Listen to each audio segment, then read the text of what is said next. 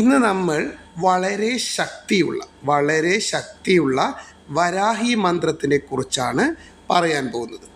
ഈ മന്ത്രം ദിവസവും രാത്രി കിടക്കുന്നതിന് മുൻപേ 3 പ്രാവശ്യമെങ്കിലും മിനിമം 3 പ്രാവശ്യം എന്ന് പറഞ്ഞു കഴിഞ്ഞാൽ 5 പ്രാവശ്യം ജപിക്കാം, 101 പ്രാവശ്യം വേണമെങ്കിലും ജപിക്കാം.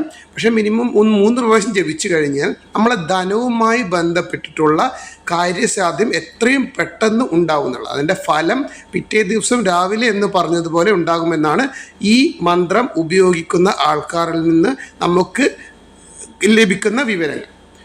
കൂടുതലായി ഈ വരാഹി ദേവിയെക്കുറിച്ച് മനസ്സിലാക്കാൻ നമുക്ക് പിന്നെ ഒരു വീഡിയോ ചെയ്യാം. ഇനി ഈ മന്ത്രത്തിൻ്റെ പ്രത്യേകത നമുക്ക് പഠിക്കാം. പല ഓൺലൈൻ സൈറ്റുകളിലും ഈ മന്ത്രം വളരെ തെറ്റായി ഉപയോഗിക്കുന്നതായി കണ്ടിട്ടുണ്ട്. കാരണം ചില സ്ഥലങ്ങളിൽ വരാഹി മന്ത്രം എന്ന് പറഞ്ഞിട്ട് യോഗിനി ഭാവത്തിലുള്ള വരാഹിയുടെ മന്ത്രമാണ് പഠിക്കുന്നത്. പക്ഷേ അത് യോഗയുമായി ബന്ധപ്പെട്ട കാര്യങ്ങൾക്കും ആരോഗ്യവുമായി ബന്ധപ്പെട്ട കാര്യങ്ങൾക്കും മാത്രമായിട്ടുള്ള മന്ത്രമാണത്. അങ്ങനെ വരാഹിയുടെ പല രൂപങ്ങളുമുണ്ട്.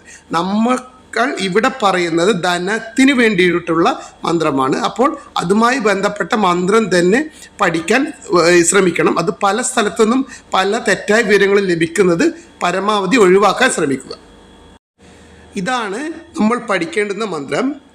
ഓം ക്ലീം വരാഹമുഖി ഹ്രീം സിദ്ധിസ്വരൂപിണി ശ്രീം ധനവശങ്കരി ധനം വർഷയ വർഷയ സ്വാഹ.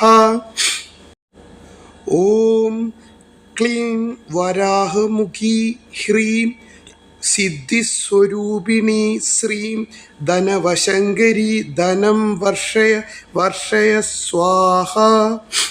ഓം ക്ലീം വരാഹമുഖി ഹ്രീം സിദ്ധിസ്വരൂപിണി ശ്രീം ധനവശങ്കരി ധനം വർഷയ വർഷയ സ്വാഹ.